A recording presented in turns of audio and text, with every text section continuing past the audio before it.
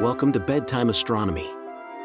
Explore the wonders of the cosmos with our soothing Bedtime Astronomy podcast. Each episode offers a gentle journey through the stars, planets, and beyond, perfect for unwinding after a long day.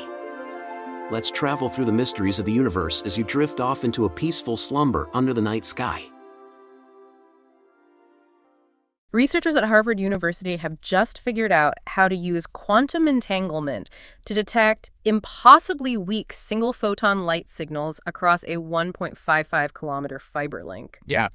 Just pause for a second and let the weight of that sink in. It sounds like something pulled straight from a hard sci-fi novel. It really does. But it is a very real and very profound breakthrough that is going to fundamentally change how we see the cosmos. I want you to pose a scenario in your mind right now. Okay. Imagine you are trying to see the sharpest possible image of the deepest, darkest, most ancient parts of the universe. Like looking at the exact photon ring at the edge of a supermassive black hole. Right. Or perhaps you're trying to resolve the atmospheric absorption lines of a rocky exoplanet 40 light years away. Up until now, our optical telescopes have hit a hard, unforgiving physical wall in terms of how clearly they could see. A literal wall. We've been trapped by the literal laws of classical physics, specifically the diffraction limits of monolithic mirrors. Right, because no matter how perfectly we polish our beryllium or glass, or no matter how clever our active optics engineering gets.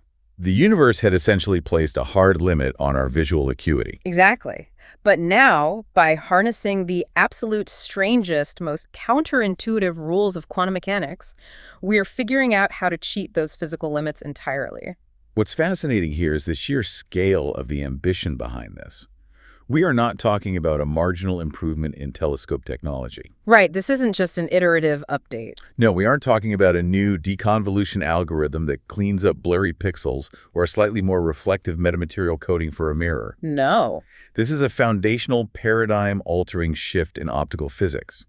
The research we are looking at published recently in the journal Nature by Peter Jan Stas and his team at Harvard. Amazing paper. It is the first real stepping stone toward a future that astrophysicists have been dreaming about for decades.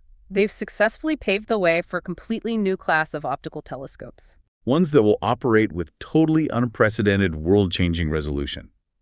By proving that you can take a delicate single photon of optical light and process its phase information across a vast distance using quantum entanglement. Which is just wild to think about. It is. They have essentially provided the blueprint for optical telescope arrays that could one day be the size of entire continents. Okay, let's unpack this.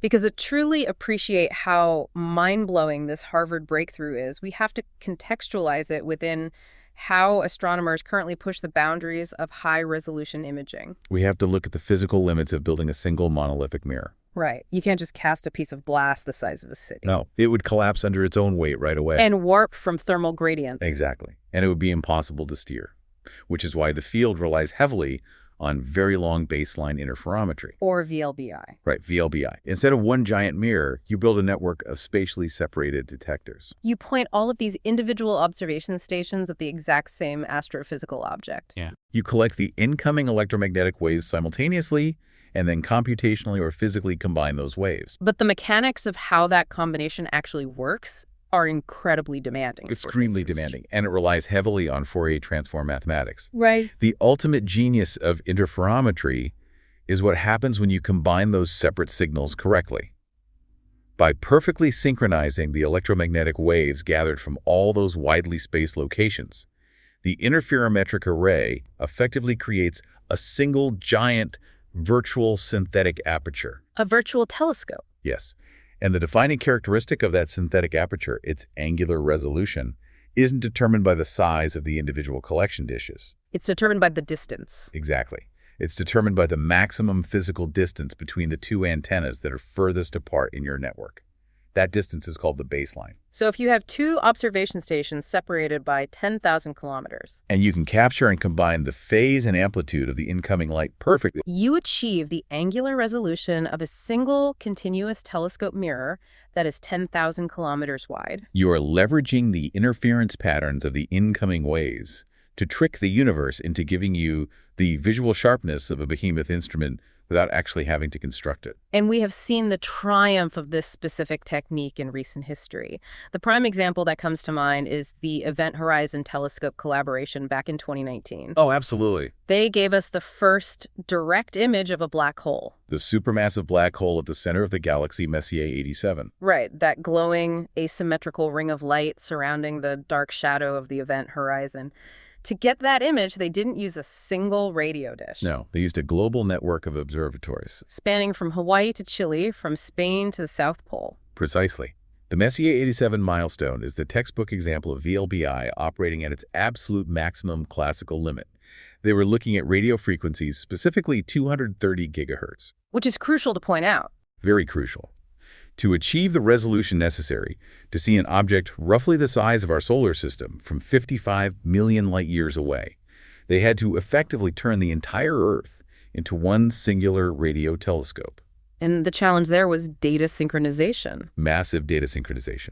They had to record the incoming radio waves at each independent station, time-stamping every single fluctuation of the electric field. Using highly stable hydrogen maser atomic clocks. Right.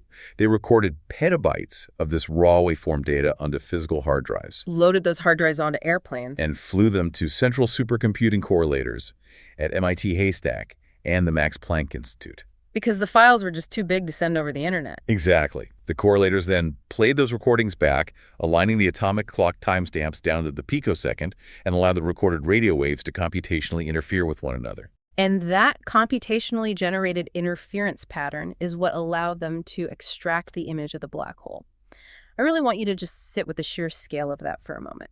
Imagine a synthetic aperture that is literally as wide as the planet Earth looking out into the void. It's staggering. When we talk about angular resolution in astronomy, it is usually buried in units like microarcseconds, which feels incredibly abstract. Very abstract. But when you realize that resolution is directly tied to the physical baseline of your instrument, the concept becomes massive and concrete. It's the difference between trying to resolve a grain of sand in New York while standing in Los Angeles versus looking through a lens that spans the entire North American continent. That is the power of interferometric baselines. So this brings up the obvious million-dollar question. If we can do that with the Event Horizon Telescope, if we can timestamp radio waves with atomic clocks, load them onto airplanes, and turn the Earth into a giant radio dish to see a black hole, why does optical astronomy require quantum mechanics? Why can't we just use the exact same VLBI technique to see visible or infrared light? That is exactly where the classical physics of the universe throws a massive roadblock in our path. And it fundamentally comes down to the frequency spectrum of the electromagnetic waves we are trying to observe. The actual wavelength of the light. Yes. Radio waves, like the 230 gigahertz signals the Event Horizon Telescope was collecting, have relatively long wavelengths, on the order of millimeters. Right. Because the waves are undulating relatively slowly, the electric field is oscillating at a rate that our fastest analog-to-digital converters can actually handle. We can physically measure the peaks and valleys. We can directly measure the amplitude and the phase of the radio wave in real time. We can record its exact shape onto a hard drive because we can sample it fast enough. But when you move up the electromagnetic spectrum to visible or near-infrared light, you are entering an entirely different regime of physics. The wavelengths of optical light are on the order of hundreds of nanometers. Right, which means the frequency is astronomically high. We're talking about hundreds of terahertz. Hundreds of trillions of times per second. Exactly. An optical light wave is oscillating hundreds of trillions of times per second.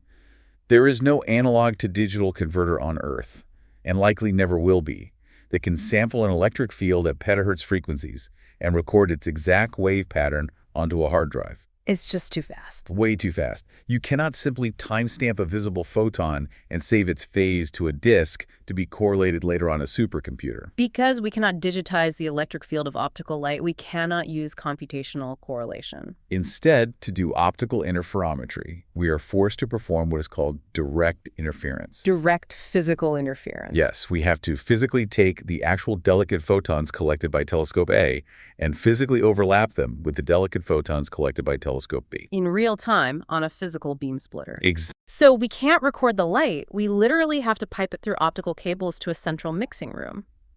But wait, if we use fiber optic cables to send the internet across oceans without a problem, why can't we just pipe visible starlight through those same cables to a central mixing station? Because of the massive difference between a robust classical laser pulse used for telecommunications and the fragile single-photon thermal states arriving from a distant star. They behave entirely differently. Completely. When you send internet data across the Atlantic, you're firing billions of photons in a single pulse. Right. And you have classical optical amplifiers repeating that signal every few dozen kilometers. But in optical astronomy, you are dealing with impossibly faint starlight. You might be collecting just a handful of photons per second. Exactly. And you cannot amplify a quantum state without destroying its phase information. Oh, right. That's prohibited by the no-cloning theorem of quantum mechanics. Exactly. So you have to send that bare single photon through the silica glass of a fiber optic cable. And silica glass, no matter how pure, is lossy. It absorbs and scatters the light. Correct. The attenuation is brutal. Even at the highly optimized telecom wavelength of 1.55 micrometers, you lose about half your photons every 15 kilometers. Wow. At visible wavelengths, it's vastly worse. If you try to send a single photon from a star through just a few kilometers of fiber optic cable, the probability of it surviving the journey to that central mixing station drops exponentially. And remember, for interferometry to work, the photon from telescope A and the photon from telescope B both have to survive the journey and arrive at the central beam splitter at the exact same picosecond. Because of this massive unavoidable signal loss, traditional optical interferometer networks have been trapped at a very frustrating physical limit. They have been restricted to physical baselines of just about 300 meters. And that 300-meter wall is the bane of modern optical astronomy. You look at a facility like the Very Large Telescope in the Atacama Desert in Chile. They have 4 main telescopes, and they can do optical interferometry by physically routing the starlight through underground vacuum tunnels to a central combining room. But the maximum distance between those telescopes is roughly 130 meters. You simply cannot connect an optical telescope in Chile to an optical telescope in Hawaii. The stellar photons would scatter and die in the transoceanic cables long before they ever reached a central mixing room. So we have this agonizing situation where radio astronomers are building Earth-sized synthetic apertures, while optical astronomers are stuck with apertures the size of a football field. And that restriction fundamentally throttles our understanding of the universe. If we could extend optical baselines from 300 meters to, say, 1,000 kilometers, the angular resolution wouldn't just improve. No, it would open up entirely new fields of astrophysics. We could directly image the surface features of active galactic nuclei. Or resolve the kinematic structures of protoplanetary disks with sub-astronomical unit precision. But to do that, you have to solve the physical routing problem. You have to somehow compare the phase of a photon at telescope A with the phase of a photon at telescope B without ever sending the photons to a central location. Which sounds like a paradox. How do you physically interfere 2 particles of light if you can't physically bring them to the same location? This is where we have to dive into the theoretical foundation that made the Harvard experiment possible. Because before there was physical hardware, there was a mathematical blueprint to bypass the 300-meter wall, generally referred to in the field as the 2012 Gottsman-Genuine-Kresser paper. Or what we can loosely call the Gottsman prophecy. I love that name. Yes, Daniel Gottsman and his colleagues looked at this strict optical baseline limit and proposed a mathematically audacious workaround. They realized that the fundamental bottleneck was the direct physical transportation of the thermal astronomical photon. So they asked a question rooted in the deepest, most counterintuitive aspects of quantum mechanics. What if you use quantum teleportation? What if you use pre-shared quantum entanglement to extract the phase information of the starlight locally and then teleport that quantum state across the baseline? Exactly. Hold on, let me stop you right there. When you say teleport the starlight's information, that immediately triggers a red flag for anyone familiar with relativity. Naturally. Doesn't that imply instantaneous communication? Yeah. Doesn't teleporting phase information violate the speed of light? It is a vital distinction to make, and the answer is no, it does not violate relativity. Right. Quantum teleportation does not move physical matter instantaneously, Right. nor does it allow for faster-than-light communication. What Gottsman proposed is using a resource, specifically an entangled pair of quantum states, that is distributed between the 2 telescopes before the starlight even arrives. Pre-shared entanglement. Yes. If telescope A and telescope B share a pair of entangled particles, their quantum states are fundamentally mathematically correlated, regardless of the physical distance separating them. Okay. When the astronomical photon arrives at telescope A, it is forced to interact with the local half of that entangled pair through a specific process called a Bell state measurement. And this is where the phase information gets transferred without moving the original photon. Exactly. The Bell state measurement at telescope A destroys the original astronomical photon. It consumes it. But in doing so, it intrinsically entangles the incoming starlight's state with the pre-shared entanglement resource. Because the other half of that entangled resource is sitting over at telescope B. Right, so the quantum state of the astronomical photon, its exact phase and amplitude at the moment it arrived, is effectively transferred to the quantum memory at telescope B. But causality is maintained, right? Yes, because the actual physical data regarding the outcome of the measurement at telescope A still has to be sent to telescope B over a standard classical internet connection. Which is limited by the speed of light. So causality is perfectly preserved. But the crucial breakthrough is that the delicate quantum phase information didn't have to survive a brutal journey through a lossy optical fiber. It bypassed the environment completely. Okay, let's unpack this because the implications are staggering. You're essentially saying that if we can create an invisible entangled bridge between two telescopes, the starlight only has to travel from deep space down to the local telescope dish. It hits, the dish interacts with the local entangled particle, and its essential quantum signature is instantly mapped onto the other side of the network. It completely negates the photon loss problem of fiber optic cables. Entirely. But if Gottsman and his team proved the math for this continuous variable quantum teleportation back in 2012, why did it remain a chalkboard dream for over a decade? If the math works, why didn't we build it immediately?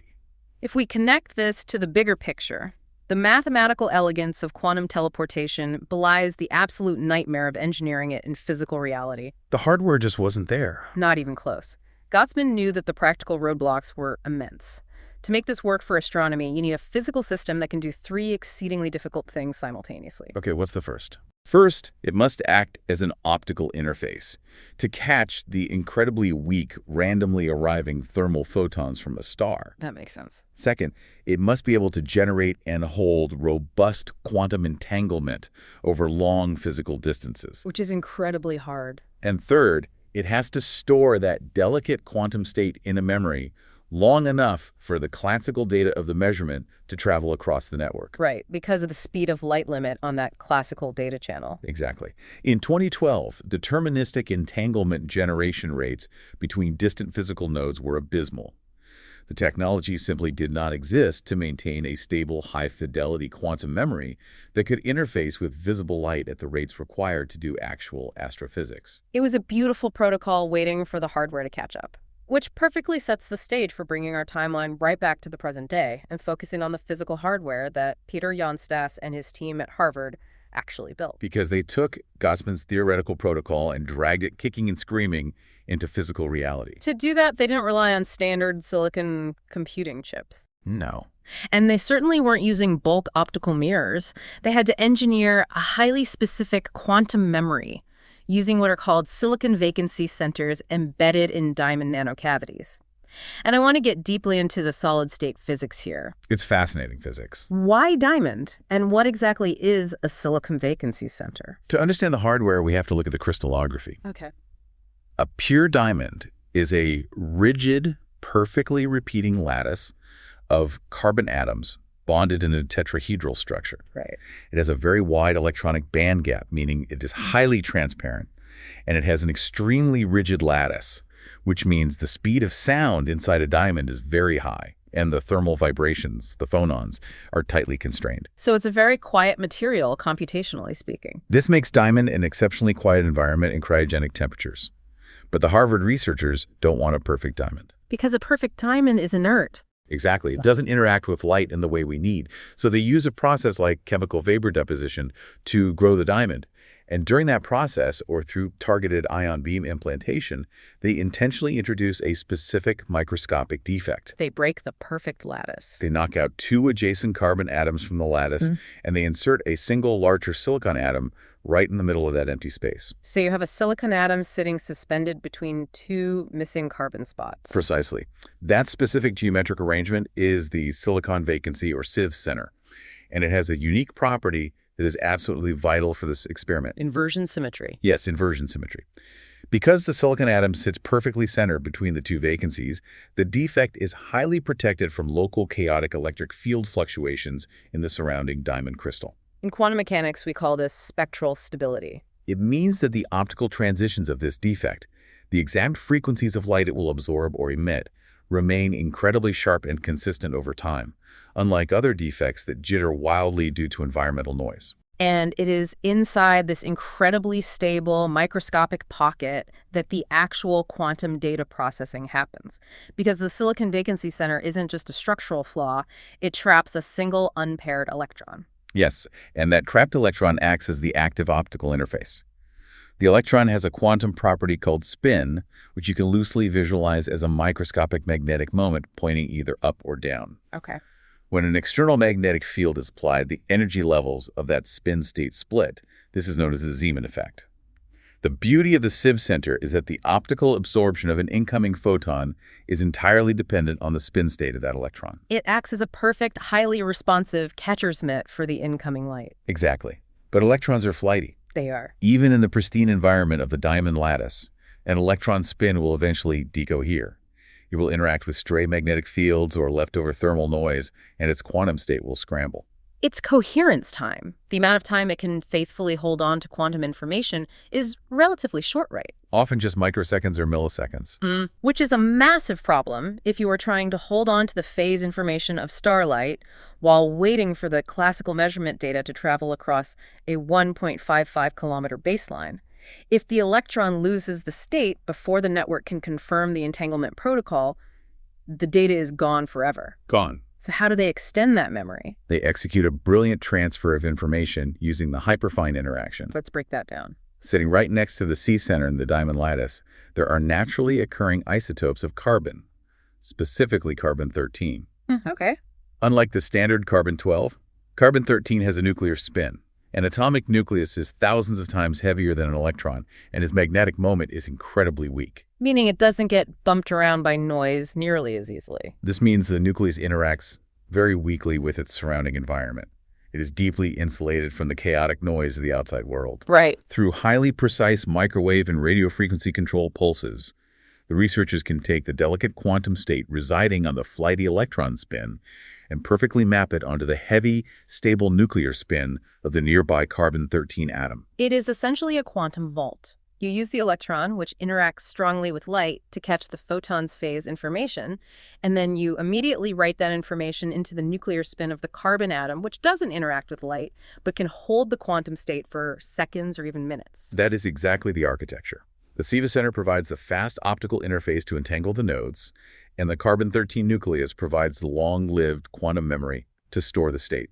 And to make this entire interface as efficient as possible, the Harvard team doesn't just use a bulk chunk of diamond. They sculpt the diamond down to the nanoscale. They carve a nanophotonic cavity, essentially a microscopic hall of mirrors made of perfectly spaced holes, directly around the SIVA Center. This forces the incoming photons to bounce back and forth across the defect thousands of times, massively increasing the probability that the weak single photon will actually interact with the electron spin. I want to constantly remind you why this deeply technical dive into solid-state physics matters. This microscopic flaw, this single silicon atom deliberately implanted into a carved speck of diamond, operating at temperatures just a fraction of a degree above absolute zero inside a dilution refrigerator. This is the physical hardware required to cheat the classical limits of optical astronomy. It really is profound when you frame it that way. We are engineering the smallest, most isolated subatomic spins in nature to build an interferometric bridge to the most massive objects in the universe. The contrast in scales is mind-boggling. So we have the quantum memory hardware. How did Stas and his team actually deploy it to shatter the 300-meter wall? Let's look at the physical setup of their 1.55-kilometer demonstration. The setup was a masterclass in quantum network engineering. They established two entirely independent experimental stations representing our telescope A and telescope B. Inside each station was a dilution refrigerator cooling a highly tuned diamond sieve quantum memory down to millikelvin temperatures. And crucially, these two stations were connected by a massive spool of standard telecommunications fiber optic cable, exactly 1.55 kilometers long. Right there, by introducing a 1.55-kilometer baseline, they're immediately stepping 5 times past the 300-meter exponential attenuation limit of standard optical interferometry. Yes. So picture these two stations separated by nearly a mile of coiled glass. Walk us through the exact sequence of events required to successfully capture and interfere a photon across that gap. The protocol is a complex multi-step quantum choreography. Step 1 must occur before any simulated starlight arrives. The pre-shared entanglement. The two stations must establish high-fidelity remote entanglement between their respective diamond memories. To do this, both Station A and Station B excite their local electron spins with a highly specific laser pulse.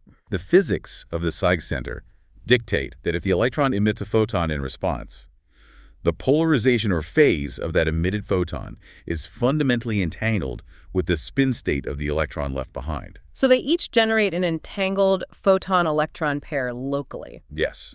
Then both stations send their newly emitted entangled photons down the fiber optic link to a central beam splitter station located exactly halfway between them. And this is where we hit the absolute core requirement of interferometry, the erasure of path information. Precisely. The two photons from Station A and Station B meet at a 50-50 optical beam splitter. Now, if the quantum states of the photons are completely indistinguishable, meaning they have the exact same frequency, the exact same polarization, and arrive at the exact same picosecond, they will undergo a phenomenon known as two-photon interference. Such as the Hung-Mandel effect. Yes. The crucial aspect of the beam splitter is that when a photon exits one of the output ports and triggers a detector, there is absolutely no physical way to know whether that photon originated from Station A or Station B. The path information is fundamentally erased from reality. It's exactly. If you try to place a detector on the input fiber to see where it came from, you destroy the entanglement. The wave function collapses. Yes, the indistinguishability is mandatory. When the central detectors register a specific coincidence pattern, meaning they detect the photons simultaneously at the output ports, it heralds a successful Bell state measurement. Because the paths were erased, the measurement projects, the remaining electron spins back at Station A and Station B into a highly entangled state with each other. The invisible 1.55-kilometer quantum bridge is now established. The two diamond memories act as a single, unified, spatially distributed quantum system. Wow. Once that bridge is verified, the researchers transfer that entangled state from the flighty electron spins down into the robust carbon-13 nuclear spins for safekeeping. That's just step 1. That's just to prep the system. The network is now primed and waiting. Step 2 is the arrival of the actual signal. In a real observatory, this would be the photon from the exoplanet. In this laboratory demonstration, it is a highly attenuated, weak, coherent laser pulse simulating the incoming starlight. The weak optical signal arrives independently at the two stations. Because the nuclear memories are already entangled, the system can perform the local measurements necessary to map the relative phase of the incoming starlight directly onto the unified quantum state. But earlier when we discussed the theoretical Gaussman protocol, we established that measuring the starlight locally usually destroys it. How do they actually extract the phase of this weak incoming light without just absorbing it as random noise? They use a technique that leverages the optical reflectivity of the sieve cavity itself. Okay. When the weak coherent pulse arrives, it is reflected off the nanophotonic cavity. The phase of the reflected light experiences a shift that depends entirely on the state of the electron's spin inside the cavity. By reflecting the light off both Station A and Station B simultaneously and then letting those reflected pulses interfere, the relative phase of the incoming light is imprinted onto the entangled state of the diamond memories. But as you noted, there is a massive problem. Astronomical signals are incredibly weak, and the ambient noise in any physical system is high. There are stray photons, thermal fluctuations, and dark counts in the detectors. Right. Yeah. If you just look at the memory at the end of the day, how do you know if you actually captured the phase of a valid incoming photon, or if your system just drifted due to noise? You need a highly specific confirmation signal. Exactly. The researchers call this non-local photon heralding. This sounds like deeply impenetrable jargon, but it is actually the linchpin that makes the entire differential phase measurement possible. Explain how this non-local herald works. Let's break down the terminology. Heralding in quantum optics simply means generating a measurable signal that announces the successful preparation or capture of a quantum state without measuring the state itself. It is the bell ringing to tell you the oven is done without you having to open the door and let the heat out. I love that analogy, yes. Yeah. In this experiment, after the weak simulated starlight reflects off the cavities and interacts with the electron spins, those reflected optical pulses are combined on a beam splitter. If a single photon is detected at the output of this final beam splitter, it serves as the herald. It confirms with high probability that the incoming optical phase was successfully imprinted onto the memories. And what makes it non-local? It is non-local because the original entanglement between Station A and Station B means that the successful herald detection doesn't just confirm that Station A saw a photon or Station B saw a photon. Right. It confirms that the entire distributed 1.55-kilometer quantum network successfully processed the relative phase of the incoming wave without ever revealing which specific station contributed what. It is a collective network-wide confirmation. By only looking at the state of the carbon-13 nuclear memories after they receive this non-local herald click, the researchers can filter out the vast majority of the background noise. They only query the vault when they have absolute confirmation that the vault contains valid astronomical data. And the result of all this brilliant, exhausting, deeply complex quantum choreography. The researchers triumphantly achieve their goal. By querying those nuclear memories after the non-local herald, they successfully extracted the relative phase of the weak incoming light between those two stations. They proved that you can extract the exact shape and timing of the optical waves, maintaining perfect phase coherence across a physical gap of 1.55 kilometers, entirely bypassing the physical photon loss limits of the fiber optic cable. They absolutely shattered the 300-meter baseline wall. It is a flawless proof of concept that the 2012 Gaussman proposal is physically achievable. It is a monumental achievement in experimental physics. They demonstrated spin-photon entanglement, high-fidelity quantum memory storage, remote Bell state measurements, and non-local phase heralding, all working synchronously in a single unified experiment. It's just incredible. But this raises an important question, and we have to be brutally grounded about the current state of the art. The reality check. Are we ready to roll out into the Atacama Desert tomorrow, unspool 1,000 kilometers of fiber, and start taking ultra-high-resolution quantum images of protoplanetary disks? The answer is a resounding, unambiguous no. We have to examine the profound reality check embedded in this demonstration. Right. And the biggest, most glaring catch right now, the hurdle that will require perhaps another decade of intense material science and quantum engineering to overcome, is the speed limit. Yes, the speed limit is severe. When Stas's team was running this brilliant 1.55-kilometer experiment, successfully storing and extracting the phase data of the weak light, they could only collect heralded data at a rate of roughly 12 millihertz. 12 millihertz. To put that in perspective, 12 millihertz is a 0.012 events per second, which equates to roughly one successful data point every 83 seconds. It is an agonizingly glacially slow rate of data acquisition. If you are doing optical interferometry to build an image of a dynamic astrophysical object, you don't just need one data point. No, you need to sample the Fourier plane, the so-called UV plane, millions or billions of times to mathematically reconstruct a clear, high-fidelity image. If it takes you a minute and a half to get a single successful coincidence detection, acquiring enough data for one image could literally take decades or centuries of continuous observation. So what exactly is causing this massive bottleneck?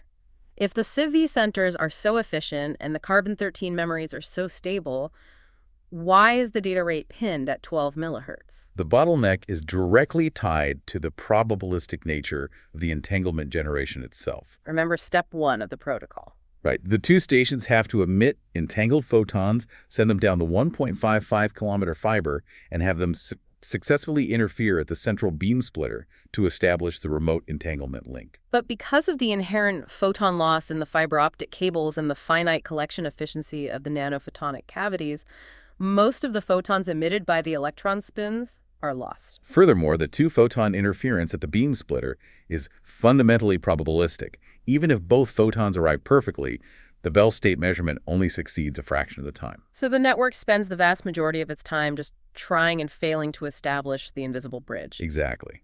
The system is pulsing lasers at the CIV centers thousands or millions of times per second, desperately trying to get a successful herald that the entanglement link is established. And the carbon-13 memories only have a coherence time of maybe a few seconds. If the network takes too long to establish the link, the previously stored state degrades, and they have to start over. The end-to-end efficiency of the entire multi-step protocol generating entanglement, catching the weak starlight, reflecting it, and detecting the non-local herald, multiplies all of those individual inefficiencies together, resulting in that brutal 12 millihertz overall success rate. And when you are dealing with such an excruciatingly slow data rate, you run headfirst into a secondary, equally massive hurdle. The signal-to-noise ratio. Yes, the noise problem is explicitly noted by the Harvard team as the primary limitation to scaling this immediately. When you are dealing with such incredibly sparse data, any false positive becomes highly destructive. The detectors they use, likely superconducting nanowire single-photon detectors, are incredibly sensitive, but they still have a non-zero dark count rate. A dark count is when the detector registers a photon hit due to a random thermal spike or stray electronics noise, even though no actual photon arrived. If your true heralded signal is coming in once every 83 seconds, and your detector randomly fires a dark count once every 100 seconds, Right. your signal-to-noise ratio drops to roughly 1:1. Half of your hard-earned data is completely fake, and you have no way to distinguish the real astronomical phase from the random thermal noise. It heavily pollutes the extremely sparse data set and makes extracting a clear interference fringe deeply mathematically challenging. It sounds incredibly bleak when you lay out the math like that. A rate of 12 millihertz buried in detector dark counts. But despite those immense hurdles, despite the agonizing speed limit and the spiking noise, the perspective we need to maintain here is one of historical precedent. Absolutely. This is not a failure of the technology. It is the fundamental proof of it. All the core components of entanglement-assisted continuous variable interferometry actually work together in practice. The entanglement generation, the diamond memory storage, the phase mapping, the quantum erasure, the heralding. They took the most incredibly fragile puzzle pieces in modern physics, forced them to interact over a macroscopic distance of 1.55 kilometers, and the underlying physical theory proved perfectly sound. The 300-meter wall has a door in it now. The physics works. Now it is just an engineering problem of how to walk through that door faster. That is exactly the right perspective. To borrow an analogy, this is the Wright brothers at Kitty Hawk. The plane was made of canvas and wood. It only flew for 12 seconds. It was wobbly and it barely got off the ground. By any metric of modern aviation, it was a terrible, useless flight. But it proved irrevocably that heavier-than-air-powered flight was a physical reality, not just a mathematical dream or a drawing on a chalkboard. Stas and his team have proven that quantum-assisted optical interferometry is a reality. The path forward is clear. As material science improves the fabrication of the diamond cavities, pushing collection efficiencies closer to 100%. As quantum engineering moves from single defects to highly multiplexed arrays of Siebel centers operating in parallel, the rate of entanglement generation will scale exponentially. It will go from millihertz to hertz to kilohertz. And as that efficiency scales, this approach will eventually enable a totally new class of quantum-enhanced imaging arrays. We will be able to stretch optical baselines from 1.55 kilometers to 15 kilometers and eventually to continent-spanning scales. And the researchers themselves are looking even further ahead because the implications of this core technology are not restricted to just building bigger telescopes to look at black holes. Once you perfect this specific hardware architecture, once you can faithfully catch, store, and process the delicate phase of single visible photons over vast distances using quantum entanglement, you are unlocking the fundamental infrastructure for an entirely different field. Indeed, you're unlocking the physical foundation for the future of deep space quantum communication. Consider the challenges of space exploration over the next century. If humanity is going to send autonomous probes to the outer solar system or eventually launch light-sail probes to neighboring star systems like Alpha Centauri, the communication link back to Earth will be operating under the exact same extreme constraints as optical astronomy. A laser pulse sent from Alpha Centauri will spread out and attenuate so severely over 4 light-years that by the time it reaches Earth, we will not be receiving a robust classical beam of light. We will be receiving an incredibly weak stream of single isolated photons. The exact same diamond quantum memories, the exact same non-local heralding, and the exact same entanglement protocols that will let us computationally combine the light of a distant exoplanet will be the exact same tools that allow us to receive and decrypt a clean, noise-free, highly secure data stream from a probe billions of miles away. It is a dual-use technology of the highest order bridging astrophysics and quantum telecommunications. I want to leave you with one final profound thought to mull over as you process the sheer density of the physics we have discussed. When we look up at the night sky, we are traditionally trained to think big. We admire the massive brute force engineering of modern astronomy. We build colossal concrete observatories on the peaks of dormant volcanoes. We launch school bus-sized, multi-billion-dollar satellites with intricately folded beryllium mirrors into orbit. We grind and polish glass optics that weigh literal tons, striving to capture just a fraction more light. But the reality that this Harvard breakthrough reveals is fundamentally different. The grandest, most massive structures in the entire universe, the violent, swirling accretion disks of supermassive black holes, the colliding hyperluminous hearts of distant ancient galaxies, the very edges of deep space, They will ultimately be brought into sharpest focus not by building increasingly heavier, more gargantuan physical mirrors. They will be revealed to us by mastering the absolute smallest, most invisible, most ethereal properties of nature. The future of understanding the macrocosm entirely depends on our ability to precisely control the microscopic quirks of a single electron spinning perfectly inside a deliberately flawed microscopic speck of diamond.